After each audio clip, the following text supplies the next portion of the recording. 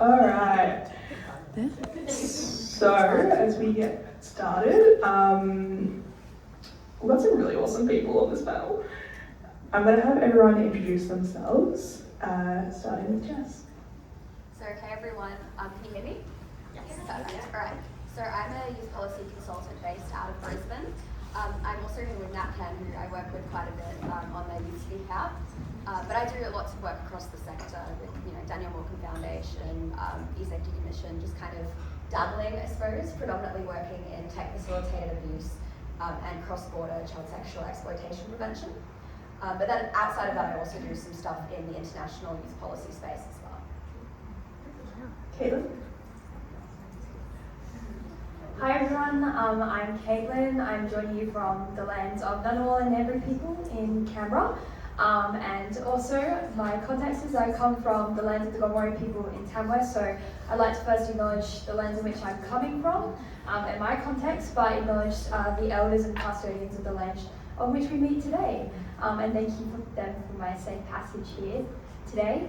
I'm studying arts and law in Canberra at ANU. I have a passion for the intersection between disability and the so-called justice system, and how we can seek to reform and reinvent it so it actually serves its purpose. At uni, I work with students in our student outreach team who are typically not represented in uni.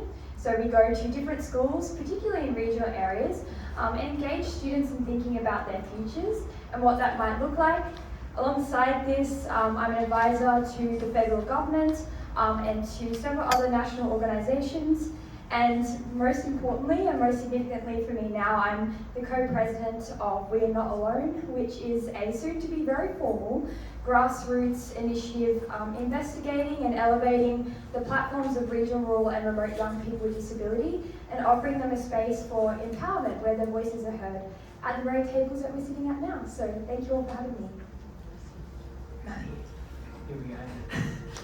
Hi there everybody, my name's Matthew. I'm a hidden disability advocate based in Darramurrugal country of the Eora Nation. And I also like to pay my respects to elders past, present and emerging and any other First Nations people here with us today. So I work as a hidden disability advocate based on my own lived experience and both as a person with a hidden disability and also as a carer of people with a hidden disability as well. So I've served as, you probably would have seen on the agenda already, served as Youth Deputy Premier of New South Wales, Ku-ring-gai Young Citizen of the Year, currently working in the Youth Advisory Committee as well, work with CIDA, so that's why I'm here today, and New South Wales Council of Intellectual Disability and many other organisations as well, and also run my own social media account, which I think other people could, would be able to take a lot more, probably other people would be a lot more happier to talk about a bit more lightly than me, because I have to do all the hard work. But yeah, absolutely wonderful to be with you all today. Alicia. Hello, I'm Alicia. I'm a young consultant and youth expert advisory group member with Create Foundation. For me, I love game design. When I was in care, games were my content point, so I was inspired to do game design so that I can create games that are really cozy for other young people to join in and just relax at. And I also at the moment work as a motion capture actor. So thank you. Awesome. We'll keep it with you, Alicia, just so that there's no back and forth. But also, how awesome are you all? I'm so excited.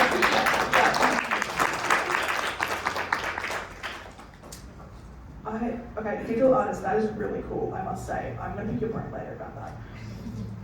You've also facilitated the community of practice and collaboration, a collaborative space bringing together government services and care experience youth experts to ensure young people's needs are met through informed and responsive approaches.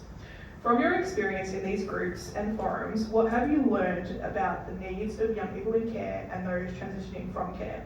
What should organisations reflect in their policies, practices and cultures to better support these young people? So I did write this down because my brain works a little bit better in that way. So don't worry about it. I am getting a speech up. I'm not not playing game design. But yes, based on the recounts of fellow young people I've worked with and I've lived with as well, and based on my own lived experience, a key theme I have noticed is our challenge to actually integrate into society as we grow up and leave care. Many of us are bubble wrapped during the care system, from limitations on who we visit, where we go, and what we can and can't do at our placements as well. An example from my own experience is that I've literally had 8 different placements, and none of them let me be part of the actual everyday chores of upkeeping the house, or they didn't teach me vital skills like cooking or cleaning. And so we don't really get asked, or in my own experience, we don't really get asked what we want to do in the future. It's just you come home, you do your own thing, and your carers also do their own thing. And so all these important decisions and lessons that we needed kind of all snowball together and become a bigger problem for the future when all our safeguard just drops. Sometimes this does leave us without any support. We have to think of things on our own as well. Things we should have learned during the critical moment of growing up when we needed guidance the most. But to counter this, I do believe it is crucial to support young people to build connections. Ones that could help young people find a workplace to start at, to ones that explore their hobbies as well. It will help them realize their own path from these growing roots that will lead them to more and more opportunities. Examples could be sending opportunities where it's work office, or maybe it's ongoing courses they could take as well. My sister had a really good worker, even though she wasn't my worker. She knew I liked making coffee, she knew I was a bit obsessed with coffee, so she was hey, there's a barista course, and she actually helped me sign up for it and everything. So even if it's not your young person, just being able to reach out as well would be great. Another example is sitting through local clubs based on their interests to get them more in touch with their interests and also their self-exploration as well. Because when I left care, I didn't do much of this, so I was I don't actually know what I want to do with my future. So it was a bit difficult. Or it could even be more general as well. If you guys know some organizations that has a list of things that young people could get involved with, you can be hey, maybe you can look at this list and just send a link, and then they can just look at them themselves and maybe be oh yeah, I'm actually interested in this, I want to try this out. Because I always believe that literally just a minute of sending a link could help them obtain skills and knowledge for themselves that they will retain for a whole lifetime.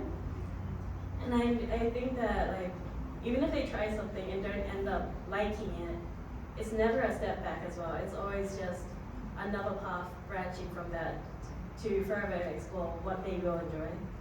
So yeah, thank you. That's amazing. I resonate a lot with what you said. I think we need cheerleaders, but we also need that space to know that there is life after care. And I think that's the most important part. I have another question for you. Your work as a digital artist and game designer brings a unique perspective to how young people engage with both physical and online spaces. Could you share what children and young people are wanting from organisations engaging with them in creating safe physical and online environments that help them to not only be safe, but feel safe? Yep, so for this, I feel the only way to understand someone's world is to be a part of it. I feel even as professionals, don't be afraid to let your inner child that you buried really shine through when you speak to young people, because it's actually a lot less daunting for them. Because I think we all remember in the past having to speak to a teacher, they're oh, what's up? And you're you always not tell them the whole story compared to if they were a friend where you feel more relaxed. So you need that kind of feeling with them, just let yourself be a little loose with the young people. And whether it's a social media site, a video game, a hobby, or any other material, if there is a certain one or a general one you see popular among the young people, I think it is I would recommend taking a moment to explore it yourself. If you notice, a lot of people are talking about this video game that we're on, or a lot of people are really engaging in this hobby at the moment, Like even just literally less than a minute YouTube shorts on the topic will like give you a good enough grasp. It's pretty awesome. You might end up doom scrolling, but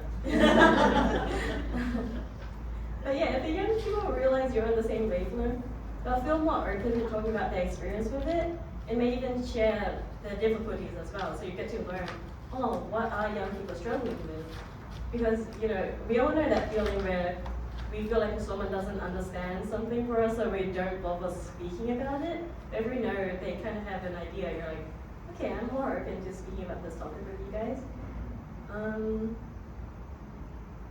So yeah, as I said, just a YouTube short could be enough to give you the key to seeing the world through their eyes. Thank you. Amazing. Also, embracing our inner child, I think that's what everyone needs to do. The amount of young people I've seen just come out of their shell when an adult has just embraced their inner child has been so beautiful. And yeah, no, you've said amazing. Okay, Matthew. Also, everyone should follow Matthew's Instagram account. Like his info about public transport is actually like what I've learned from it in the past year has been just like thank you.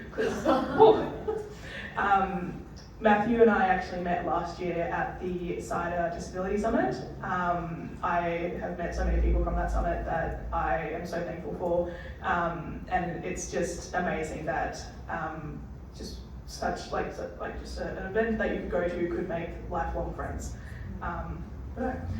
Matthew, you've been a strong advocate for amplifying the young people's voices in transport, planning and infrastructure in New South Wales, and have highlighted how young people with disabilities are often overlooked in mainstream systems. What are some everyday barriers that children and young people with disabilities face that decision makers often miss? How can systems be redesigned to reflect their lived realities and ensuring accessibility and dignity? First of all, thank you so much for the feedback, Ruby. Thank you, and thank you so much for your support again. Really, round of applause to Ruby. She's been absolutely amazing. Getting to know her, for first time I visited Melbourne, first time I ever did such a such a conference was at CIDR, and you were so so lovely, so supportive from day one. So thank you so much, to you and also Caitlin as well, and everyone else here. Thank you so much. Thank you. But yeah, so with everyday barriers, especially for people with especially people with a hidden disability, it's not always immediately noticeable. It's not always immediately noticeable. Like I can like right now. You wouldn't notice, when I walked into the room this morning, that anything was up with me or anything like that. But earlier in the morning, there were quite a lot of barriers, lots of barriers. Getting up and sorting out what you're going to do for the day and stuff like that. So even basic stuff like that, it's not always noticeable, and sometimes we do a little bit of sometimes I do a little bit of masking to be able to in those kinds of situations. But it can be just everyday barriers, just just being able to get up, be able to make breakfast in the morning.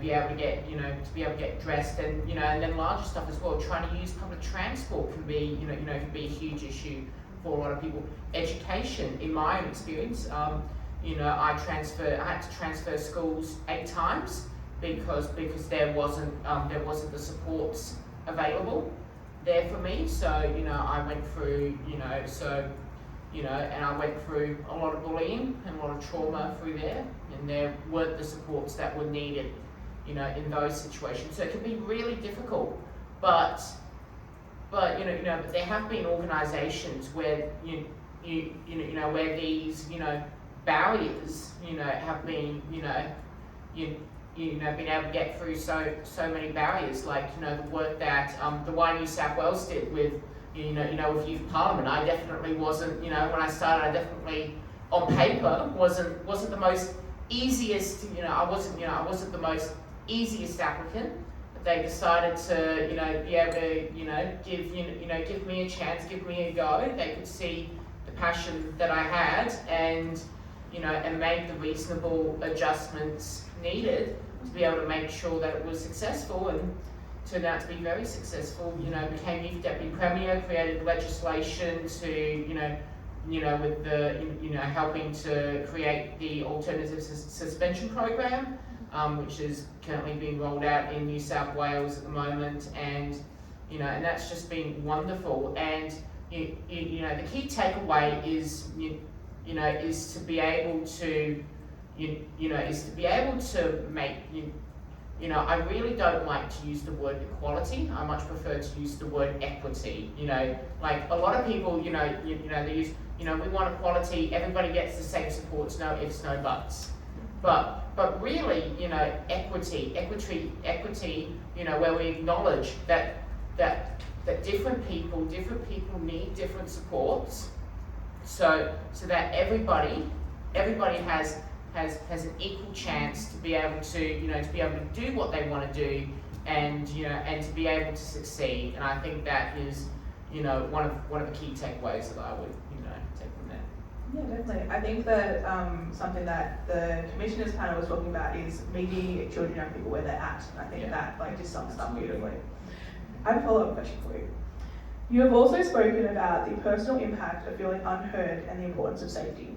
How can organisations generally embed the voices of children and young people in their organisations, and what would this look like in practice? So another thing that I like to talk about as well is mentioned a little bit about it now, slightly, is to be able to is to make sure that young people aren't just a part of the discussion, but they're also a part of the decision making as well. I think is quite a key takeaway, and I think authenticity. I think is the best thing as well. Is authenticity. There's a lot of people in the sector who aren't quite sure how they can how they can be with with other young people. But I think the best way is is to be authentic, be yourself. I think people really young people really reciprocate it, just like just like older people as well. Younger people really reciprocate authenticity and genuineness. So being yourself is probably the best advice I could give with that. Amazing.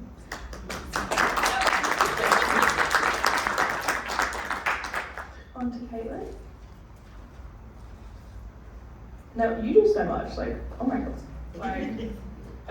Something that stood out here is worked across diversity and inclusion in non-government organisations and as a consultant for various projects in state and federal governments. You're doing amazing. I think I could also say that the first time I met Caitlin, you were facilitating the table discussion at the CIDA Summit, and you just made me feel so safe and welcomed. I never heard of CIDA before I was able to go to the summit, so I do appreciate you creating that space and helping to create that space of feeling safe and being included. So, the first question I have for you is, in your view, what does genuine inclusion and diversity of children and young people within organisations look like? What elements make it feel safe, empowering and authentic? I think this is quite a loaded question, but thank you, Ruby. And I would also like to highlight that my purple nails are not some interesting finger choice. I was dyeing my friend's hair purple last night, which is really cool. And my nails. So ignore that as I speak. They're hopefully going to be the least interesting thing about what I say. But I think the first thing I'd like to touch on is I have the privilege of working with CIDA on the Child Safe Organisations project. and I learned so much from the co-design process and how that can be authentically done. And I think that speaks to the culture at CIDA as well, and debunking some of the myths about how we show up as young people.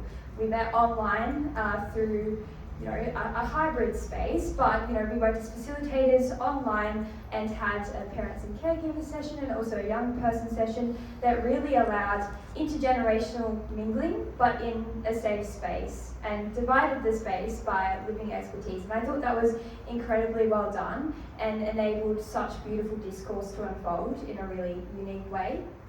I think that part of this was the fact that it was such holistic engagement.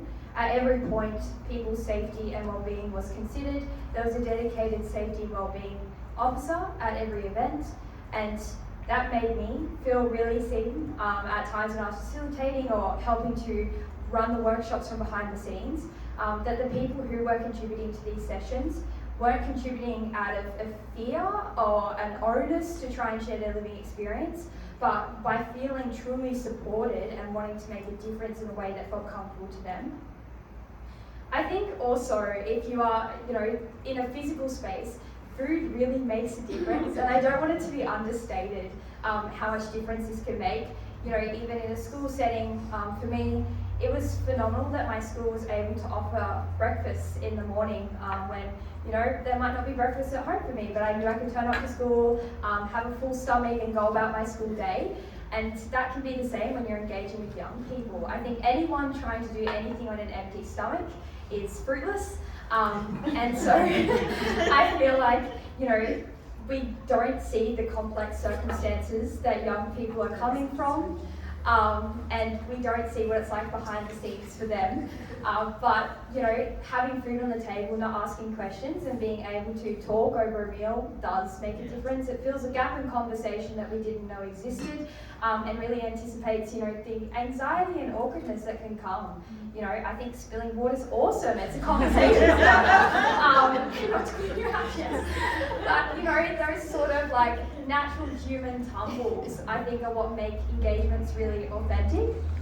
I think you can also think about the space that you're engaging in. Is it empowering? Are we coming to your space, sitting at your table, wearing smart casual, whatever that means, and trying to fit into your boxes that you've carved out for us? Yes. Or are you coming to us, when we're in the playground, sitting around with our friends, or, coming to the community environments, like, where back where I'm from, we have a youth centre, and that, encompasses gaming, music.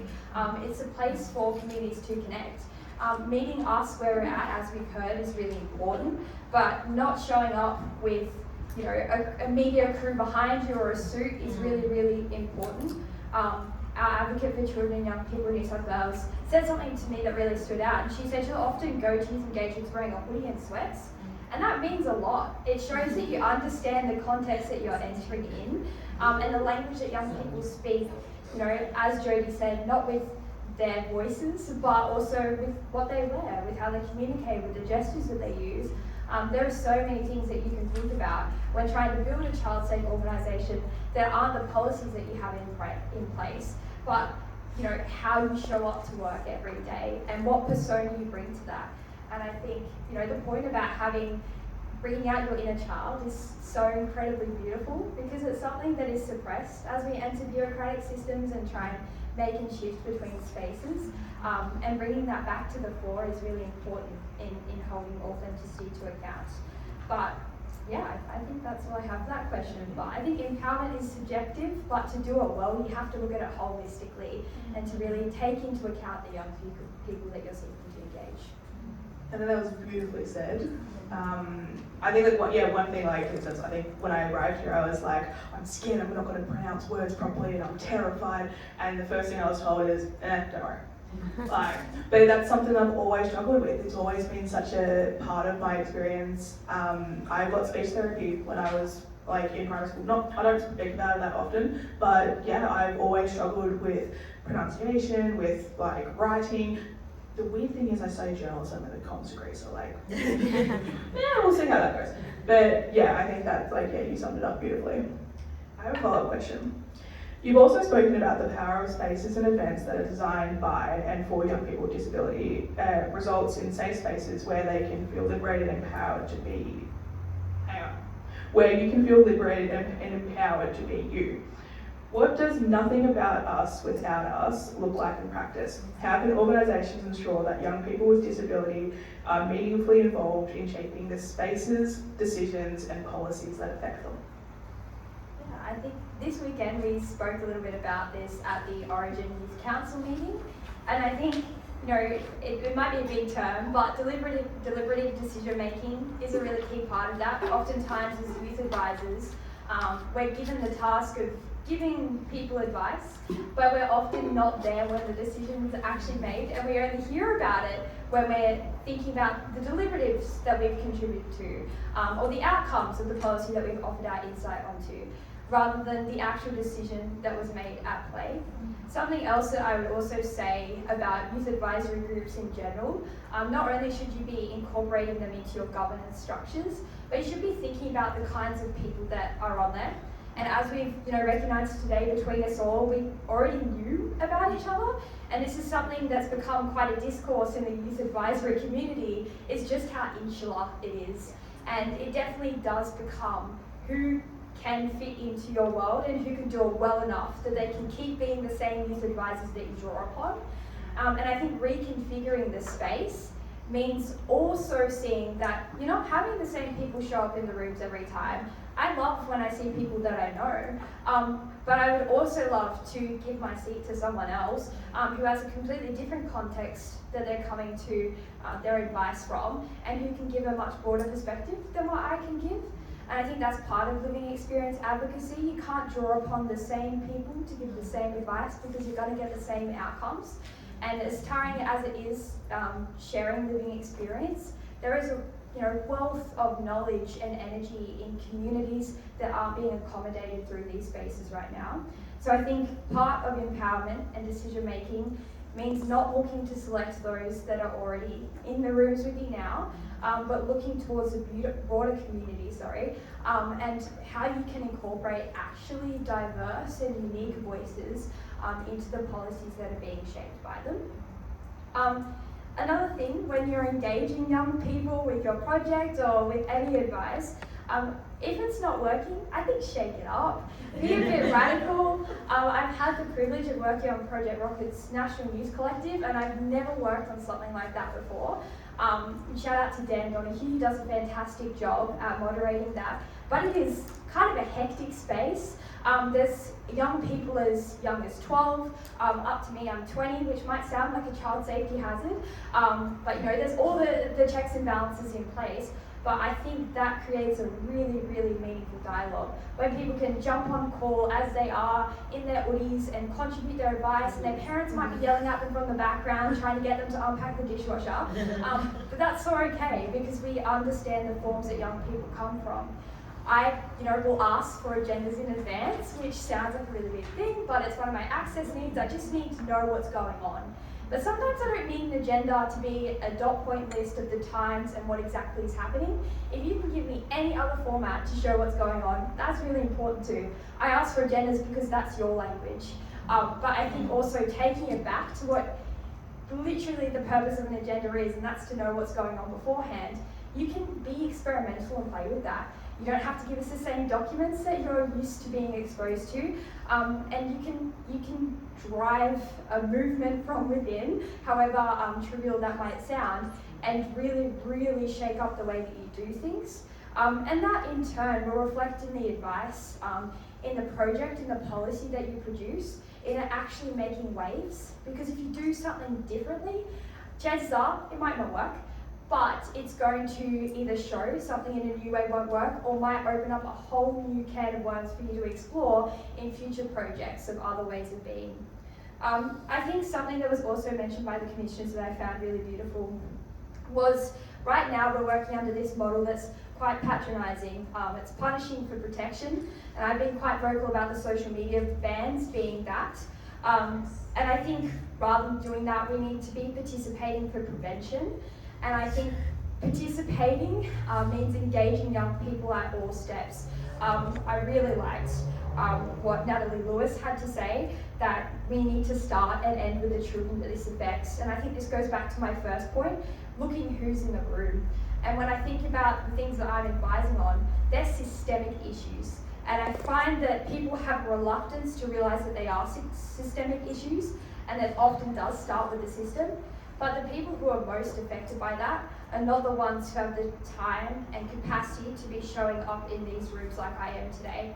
And I think we need to be going out to the youth detention centres and not asking them the questions that we want answered, but sitting and listening with them, not taking up their space and their time because of what we want from them, but we need to learn with them and alongside them to be able to create meaningful change and to actually challenge the systems we have, such an issue with actually confronting. So yeah, I think those two things, looking around the room, seeing who's there, and if they are the people that you actually want to be affected, and also, thinking about what participation looks like at every stage, it being embedded in your governance, in the structure of your organisation, but most importantly in your organisation.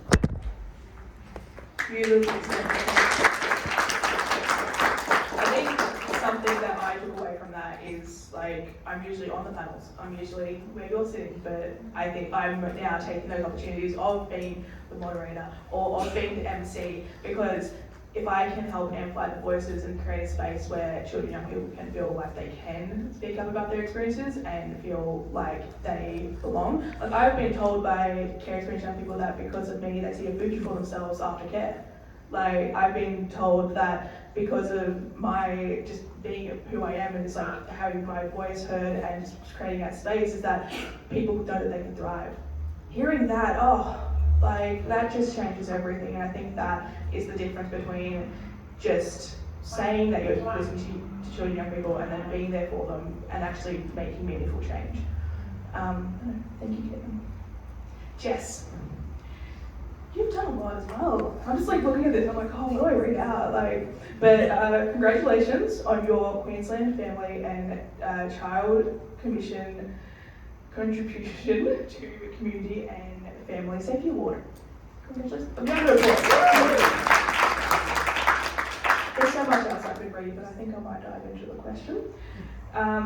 At the Queensland Youth Summit, you called out a tokenistic participation being harmful, especially for young people with lived experience. Why is it essential for organisations to centre the voices of children and young people in decision making? And how can organisations ensure participation is genuinely meaningful, not symbolic, where young voices are truly valued and respected? Yeah, so obviously very big question. If it was a simple answer, we wouldn't all be here. But I guess it starts with different models of participation, and there are so many. A lot of them are quite hierarchical, where the idea is that symbolic representation is the worst, and then I guess executive level youth whatever is the best. And I actually think that's quite an adult way of looking at it too, where it's all about having the most power. But there is some merit to that, but at the same time, you might be a young person who's got full-time caring responsibilities, you might have full-time school, full-time work, all of the above. You're doing 80 hours a week on other stuff, and you may just want a platform with other young people to be heard. But then you also, you might be a different type of young person, and you do want to be in those policy rooms, in those change-making spaces. So I think deconstructing the hierarchical view of youth participation is really important, because again, it's all about meeting young people where they're at and asking, I guess, what level of power do you actually desire? Is this a way for you to get your voice out? Is this a way to connect with other young people or service providers? Or is this something you want to change laws with? And not expecting that more power is always the ideal outcome. And also understanding that if you do want symbolic youth representation because the project's already been completed, you just want a rubber stamp, be honest with the young people. I've actually had some people come to me before and they're like, hey, low-key, this is going to be a bit tokenistic, but we need you to go shake hands with this politician or whatever, take a photo. And they're just completely honest with me, and I appreciate that, because I know that I'm going into that space and it is, I guess, playing the adult game. But then there's other times where they'll come to you and they'll be like, this is a co-design process and young people be involved at every stage.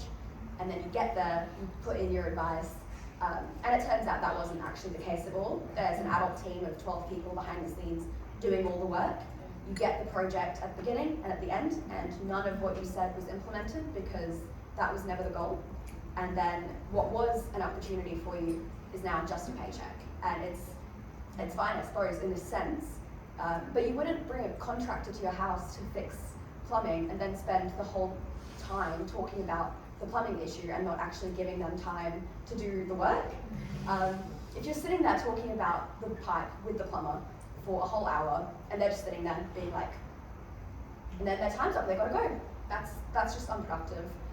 So I've been in, I'd say, about a dozen different youth councils, and of them, 3, the youth council meeting structure is effectively just a guest adult speaker talking at you.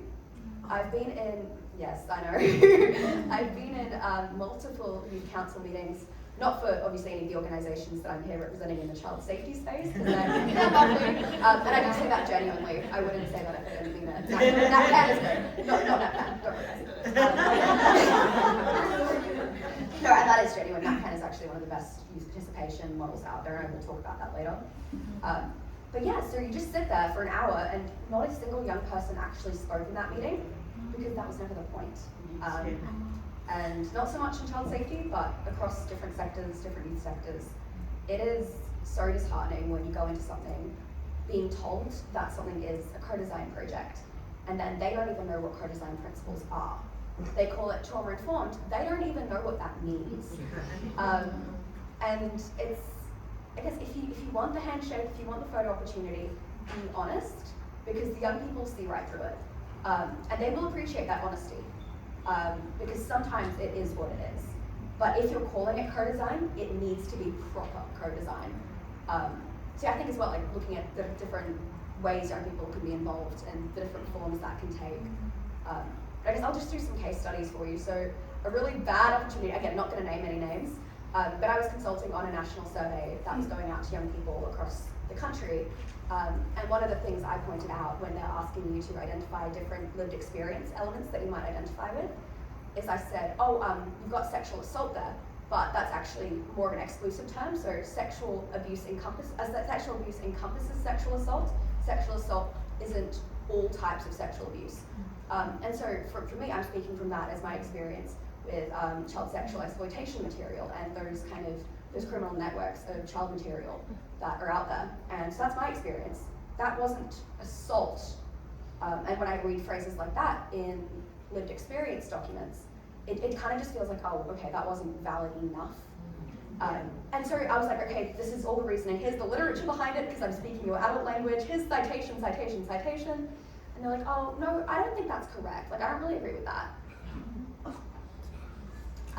So actually, the first time I mentioned it, no response. Second time I mentioned it, that's what they said.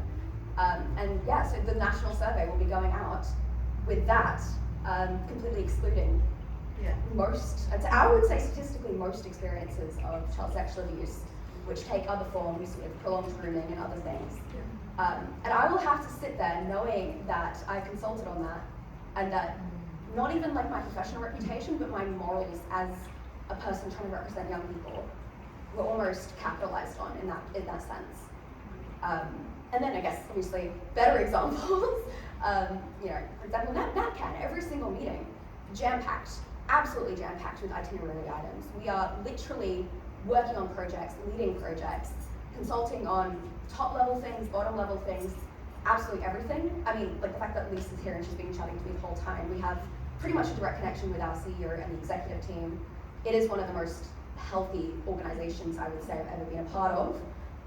And there's lots of other ones out there too that are doing really good work. But when you're sitting in those spaces and seeing the contrast, it breaks my heart sometimes. I could not agree more with what you just said. I think the Commission to Young People in Victoria is probably one of the organisations I felt like I could have my voice heard, and then that's just grown. Like, I actually didn't know about advocacy, I didn't know about actually being able to speak up until someone from the Commission to Young People in Victoria came to my residential care home when I was 17, and that, actually going directly to young people and being like, what is your experience? What needs to change? And that my experience was put into the In Our Own Words inquiry that came out in 2019. But I think that like, that is, at the end of the day, we know, we've lived it, like, and the thing is at the same time, if everything we write is the same, then, life's gonna be boring. And like, the way things are referred to, like, is changing. We need to change with it. Clearly there's stuff that's not going right, and then people go, I don't know why it's not going right. What should we do to change it? Well, here it is. And you've got 4 amazing people who are speaking out about it. The next question that I know you really want me to speak on. So you also spoke about intersectionality and how each young person's experience is shaped by multiple identities, and no single voice can represent all lived experience. 100%. Diverse young voices matter. Now, how can organisations apply an intersectionality lens when engaging with children and young people, particularly on safety and participation, and ensure engagement reflects the diversity of young people's experiences? Yeah, I guess so. I'll be speaking to this question from my experience growing up as an autistic person. And I would say that a lot of our current child safety systems are not necessarily designed around neurodivergence. Particularly because in a lot of ways it's still adult language, and I know you were talking about adult language, and I think that's a really good phrase. But for example, with me, right, when I was growing up, the language was still around child material, it was still child porn, that was the phrase. And what we were told is it is illegal to send child pornography. So then, when I got into a situation where I was exploited over a long period of time for like sadistic material, I thought that I was in the wrong, and I was like, I don't want to do this, I don't want to be doing any of this, but I've been forced to, but somehow I'm still in trouble because the language was always very prohibitory, like it is illegal to send child, whatever. And obviously my abuser exploited that, and that's why it went on for so long, because he was like, oh, you've done one thing that's illegal, so. But the situation is then, that's an issue with the language, because we're speaking in adult terms a lot of the time, and very black and white situations too. Less so nowadays, this is probably more back in like the early 2020s, very late 2010s. But another thing that I still see all the time is organizations telling young people, if you feel unsafe, here is what you can do, amazing. But to me, right, when I was growing up, safety is, oh, I'm not being punched, I'm not being kicked, I'm fine, right? And I heard something that was really, really impactful is, you don't have to feel unsafe to chat to me. If you feel uncomfortable, that is huge, that is big. And the word uncomfortable, to my very literal thinking autistic mind, that actually made a lot more sense.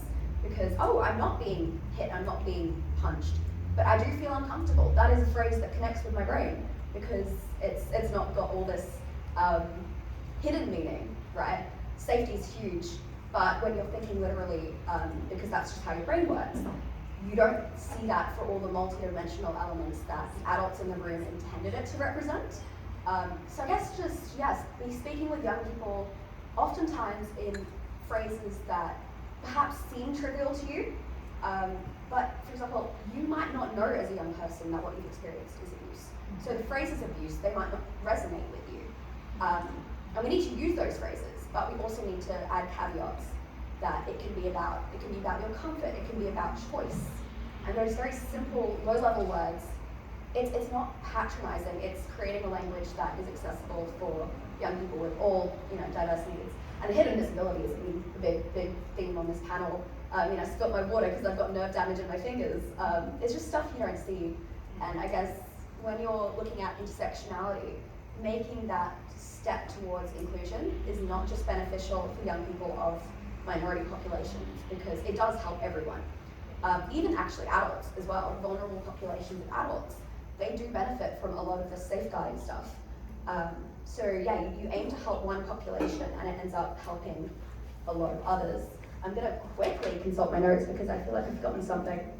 Oh yeah, this was all building on kind of what Jodie was saying as well about autism, but yeah, it's just really interesting. I think like from your round of applause, sorry, yeah.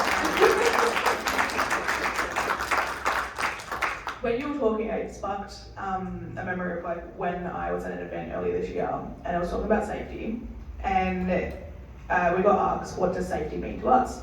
And I said, feeling accessible, like having an accessible environment and like it being an accessible space.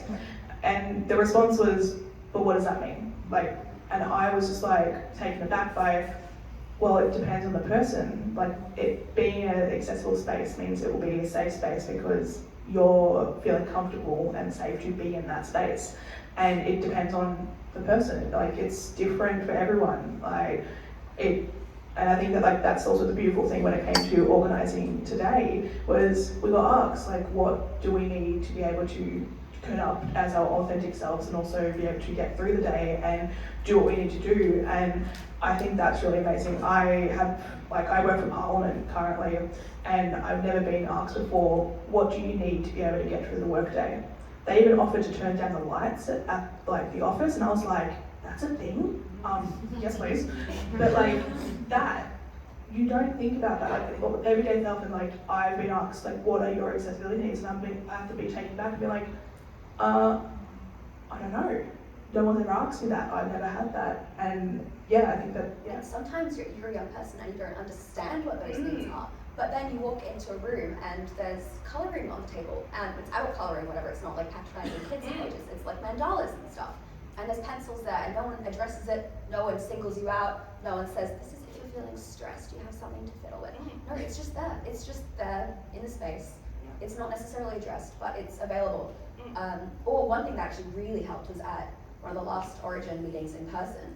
They had these little picky sticks where you could pick out little beads. And for someone who nervously will tear at my skin, and I'll end up bleeding a lot of the time, that actually let me go for 6 whole hours basically without tearing my own self to shreds. And it was probably a pain for the cleaners, admittedly, there were beads everywhere. But it made the space so much safer. So it's not even always asking young people, obviously asking young people as well, but what you're giving as an accessibility thing to one person, give it to the entire room, that way you're not singling anyone else out, and then young people who aren't aware of their own needs, they've got that resource available for them. 100%. Like I carry around this hair tie thing that I just fiddle with. I used to play with glue tack all my life, and then I get told, oh, you're just anxious. And I'm like, no, this is something that helps regulate me, helps me like be able to show up, but also learning that. And I think it goes back to what I said with the commissioners panel was, I didn't find out I had ADHD until like a couple of years ago, but so I didn't know what accessibility needs I needed. I didn't know what was actually needed. But I guess that's enough about me and about me talking. Do we have time for? Yep, beautiful, cool. All right, a question for everyone would be for each of you, thinking about everything you've shared today, what is one key message or piece of advice you would give to organisations that want to genuinely engage with children and young people in ways that are safe, inclusive and empowering? Do you want to just pass it down? Go one by one. Okay. Probably not so much a summary / conclusion, but just another little bonus point. I mean, there's a lot of themes, right, that we've been pulling out, and one of them is young people being able to present as their authentic selves. In a lot of my roles, I'm overseeing teams of dozens of people, most of whom are on average about 15 years older than me. So it is in my best interests to not let them know that I'm still a teenager, because I'm managing, for example, with, if you're familiar with the United Nations Sustainable Development Goals, I oversee SDSN Youth's Asia Pacific region. So I've got about 100 direct reports managing teams across the Asia Pacific, and they're all probably on average like mid-30s. So they don't want to know that I'm 19. That's going to discredit me, but it shouldn't have to, right? Like my professional experience, my resume, my lived experience, none of that should be eroded by the fact that I was born in 2006. And yet, in the current system, I do kind of have to put on my big boy pants and pretend that I'm older than I am and not actually share that in order to maintain that kind of, particularly on the international stage, maintain that presence. Like, for example, when I was with the World Economic Forum recently, I oversee Brisbane's Global Shapers Hub. And so of that room of 500 people, I was the youngest. But you don't want people to know that because youth is still seen as a deficit. And I think that's kind of a big theme is young people are powerful in their own right. We shouldn't have to filter ourselves through adult language or adult behaviors or straight up pretending we're adultier adults than we are. Because we all wear 2 hats, right? We're all young professionals, but we're also still young people. And that's important to get that balance.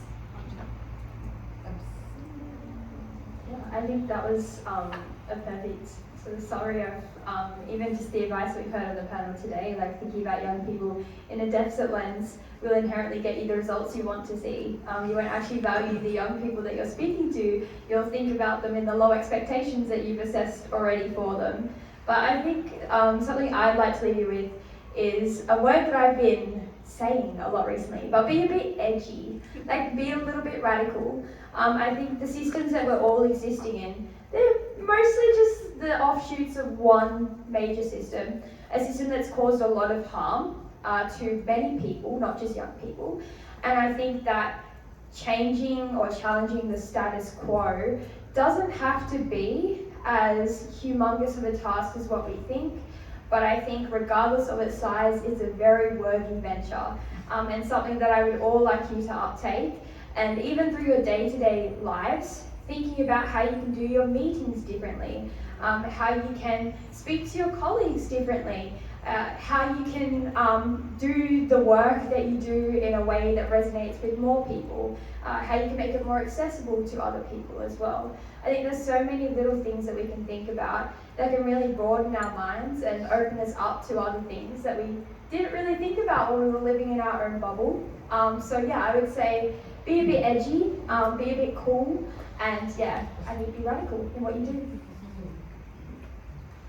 What I'm going to just do, because kind of gotten a little bit unprepared now, because there's been a couple of things that have popped up on my watch, which means it's going to be, I'm going to have some issues when I get back to Sydney, so I'm just going to pass on over and I'll come back to me. For me, I did speak a lot about building branching connections for the young people, helping them create those roots for themselves. Because in the end, it's also known that not all of us can be there realistically for the young person every step of the way. Some of us have to leave, some of us, have our own schedules as well. But that's why I think it's important to build those roots for them, because then if you're not there, they know they can reach out other people. And if you look around now, you can see that it's not just one person that came here as well. It's all of us together to create this change. And in that way, we're kind of just like a single thread that has to come together and weave together this tapestry together to create that better future for the young people. So yeah, thank you everyone for being here.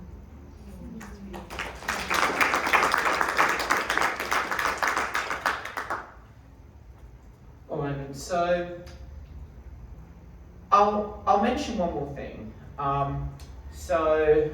Dr. Simon Longstaff, he has a thing about, he talks about, Dr. Simon Longstaff is the head of the Ethics Centre up in, based in Sydney, and he talks about trust and transparency. So transparency being, show me what you're doing, and then trust being, I believe that you'll act in my best interest, whether I'm actually seeing what you're doing or not.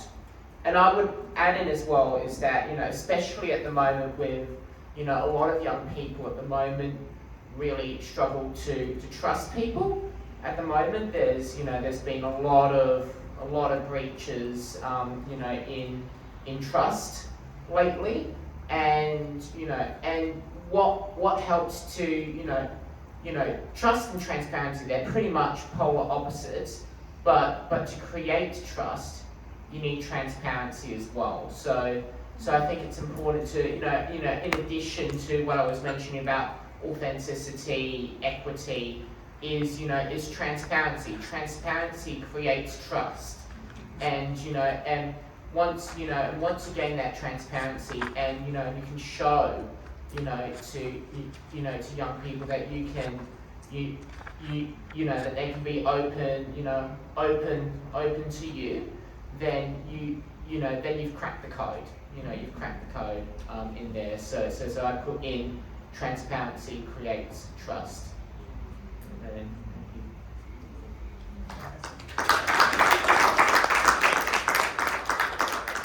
Can I get a time check, please? Got 6 minutes. Oh, shit. We've got one question online. want to pop the questions for the group in there as well? Jodie. She's in the room, she's still asking. I have 3 questions from Jodie. Just cover those faces. Amazing what she's thinking. I have 3 questions printed out from you. Yeah, but I don't remember doing that. Okay,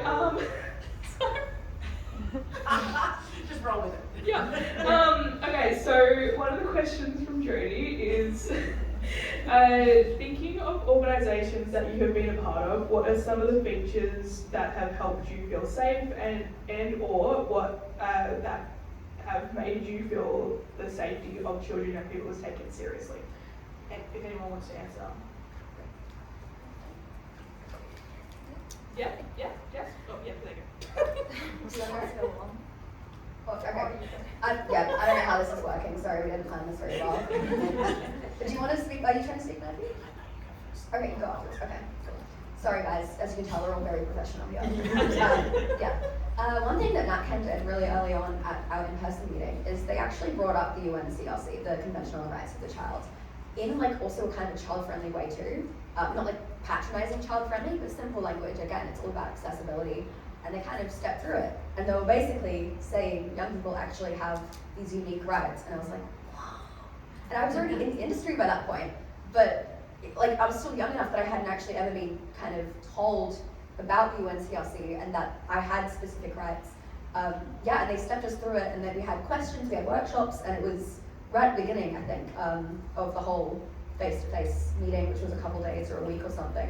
And it was just amazing, like being told that and shown the strategic plan in a youth-friendly version as well. This was kind of before I had my governance language down pat. And yeah, it was so refreshing to be able to see that. I felt so safe, I felt so respected. I'll just make sure I'm addressing the question properly. But yeah, that was really huge. Teaching young people about their international rights, their national rights, all of that. It's very, very important. When we know our rights, we can tell when they're being violated. And we shouldn't have to find out that our rights have been violated through that experience. We should know preemptively, we should be able to identify it in those early warning signs. Yeah. I would actually add, so I'll add with this. Every time that I go to a conference, an event, meeting, and anything, because this is all still relatively new for me. I was nonverbal until I was 4. The prognosis from the doctors was that I was never going to be able to communicate. So none of this of what I'm doing right now was ever expected of me. Back in the early mid 2010s, there was still, still to this day, but especially late 2000s, early 2010s, with young people who were neurodivergent, a lot of the tactics that were used pretty much encouraged as much masking as possible, as much masking as humanly possible. So even to this day, over 10, 15 years later, after the stuff that I went through, like even coming to this conference today, I was kind of all like rigid and masking up. But as I settled in over the past couple of hours, I've been able to, I'm in a safe, inclusive environment, opened up. I'm with other young people, other people like me who get it, gets what's going on,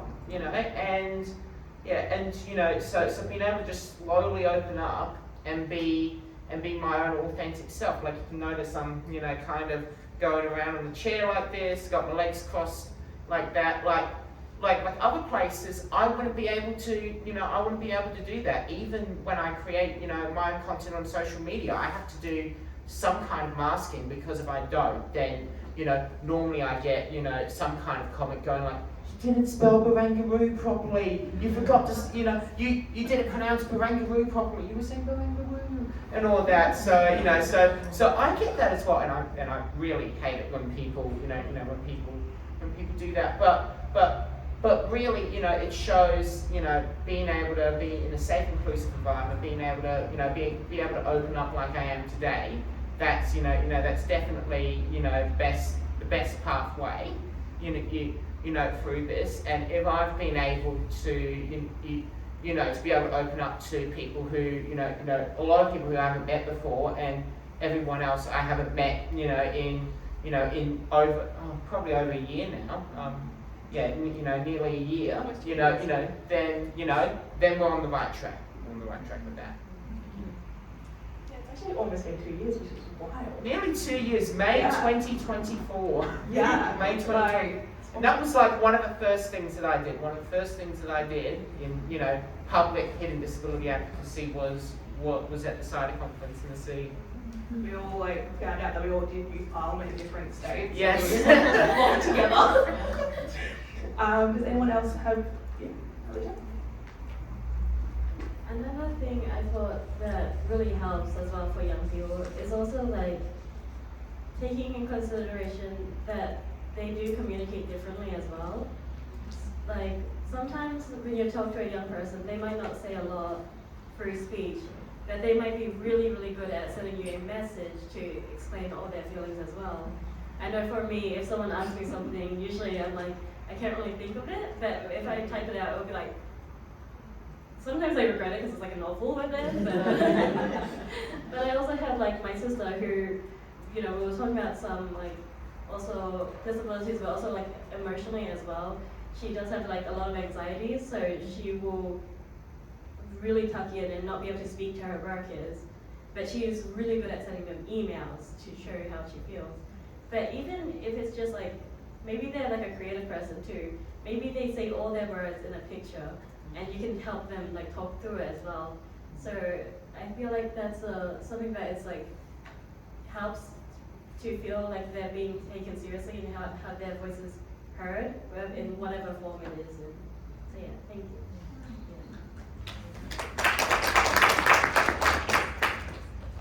Yeah, I think that pretty much was what I was going to say. That was really beautiful. I think that people communicate in different ways, and particularly young people, but that doesn't just stop at young people. I think we've all been forced into a very linear path of communicating with each other that has excluded a lot of other ways of communicating. And I think if we could lean into the youth and different ways of expressing ourselves, we can make a more accessible world for us to all exist in.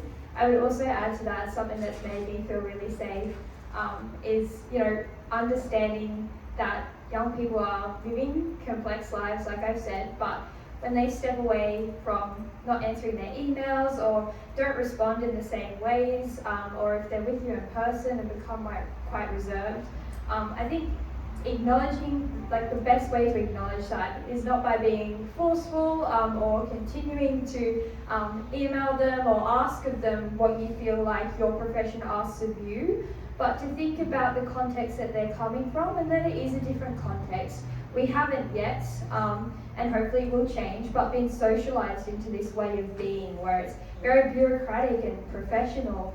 And the first time I dropped an F-bomb in front of one of my youth council managers, I thought it was going to be the end of the world. But something that really matters is just being understanding and non-judgmental, and subtly sending through supports, I think, is something that's really helped me feel really seen and acknowledged. So yeah, I think understanding that we all come from different contexts, and we're not from the same system and environment that you're all in, but we do bring with us a wealth of experience that can be encapsulated in other ways. Beautiful said. Beautifully said. I think that, let's give a round of applause to our guests.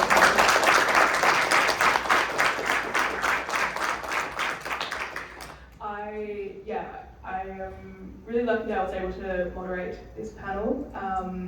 I am honestly so inspired by the four of you, and it's been great to see some familiar faces and also just meet some new people as well. Yeah. Thank you.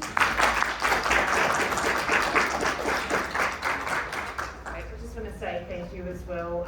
Thank you for leading the panel discussions, but also to all of our panellists for joining us today, and for all of our commissioners that were here earlier as well. It's been, I've had some fantastic feedback from members across the morning tea break, and I'm sure we'll all be talking about it at lunch as well, just about how really thought-provoking the discussions have been today, and really how we can all take that back and think about how we're going to embed that into organisations as well. So thank you again.